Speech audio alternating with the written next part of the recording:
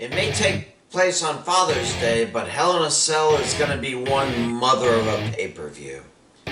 I'm Chris Wolvie, the wrestling vlogger who always tells it like it is.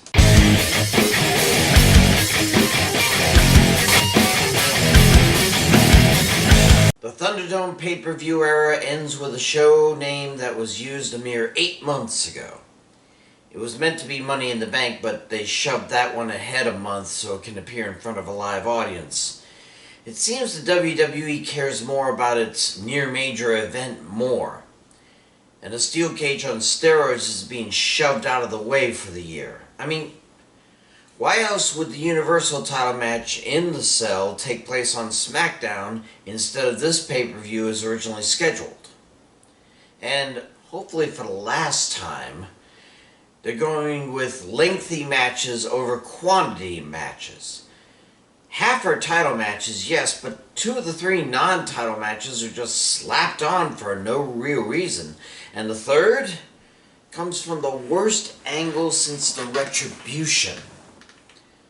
Not that the title matches are anything to sneeze at either. You know what this is? This is the home on the range of pay-per-views. Disney rushed out that ridiculous animated movie just to get away from hand-drawn animation and concentrate on getting into CGI.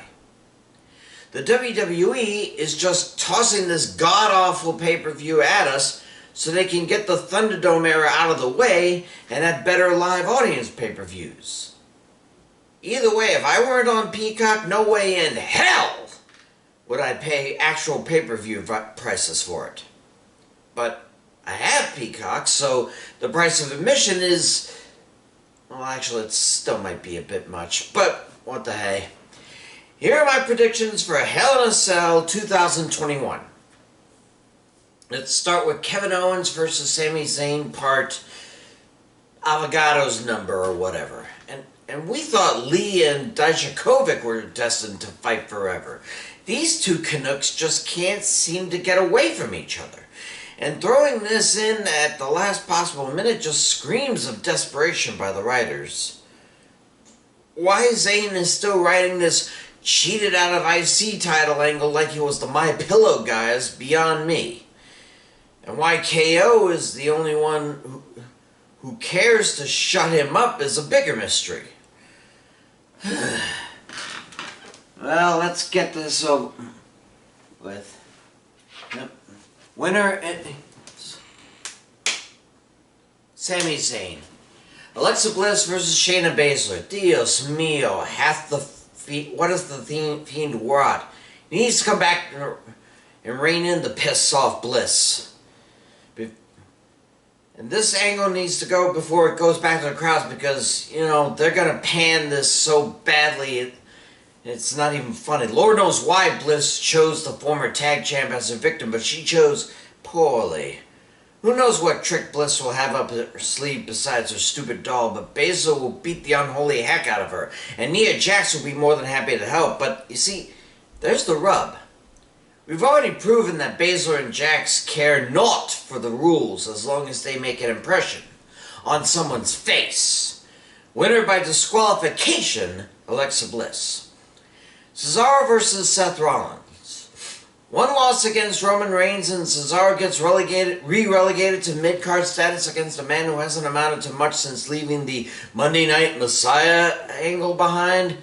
And without Murphy to back him up, what does Rollins even amount to anymore? Listen, Cesaro has been in the business for a long time, and I think he deserves some primary gold for once.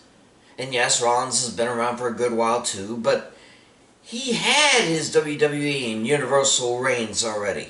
Cesaro needs a push, and I don't think it's Rollins who can do it. Maybe beating Apollo Crews at a non-title match will help. Just leave Rollins to the mid-card and soar to the top like the Swiss superstar or Swiss Superman we all thought you could be. Winner is Cesaro. Raw Women's Championship. Rhea Ripley defends against Charlotte Flair. Let's face it, guys. It seems the battle of the red and white belt is down to Ripley, Charlotte, Nikki Cross, and Asuka. Everyone else seems to want to focus on the women's tag titles, which is a huge mistake. I probably would have liked this better if Cross either A, took Charlotte's place, or B, was part of a triple threat. Nikki's finally out from Alexa Bliss's shadow and looking to make a name for herself for once. She deserves it much more than Charlotte. The only reason Charlotte is getting it is that she can attempt to match her old man in title reigns. If she wins this, counting NXT titles, it'll be her 13th. And yeah, Ripley hasn't been the most dynamic or even memorable of champions, but anyone who beats Asuka out of her title must be pretty good. We may have to wait for Money in the Bank to get a proper championship contender, so for now let's stick with the Rip. Winner and still champion, Rhea Ripley. Hell in a Cell match for the SmackDown Women's Championship. Bianca Belair versus Bayley. Again, why in the ding-dong ditch is this ding-dong Bayley even getting a title match? She has barely competed over the last number of months. She even bowed out of competing at WrestleMania for some reason. Meanwhile, the EST of the WWE has been straight rolling. And yes, this is Belair's first ever Hell in a Cell match, but it's only Bayley's second. And she lost the first one she was in to Sasha Banks. For a title, no less. If I were Belair, I'd probably tuck that braid inside a swim cap or something, because I can think of 101 ways for Bayley to use that against her in this match. And not quite as many she can use it against Bayley.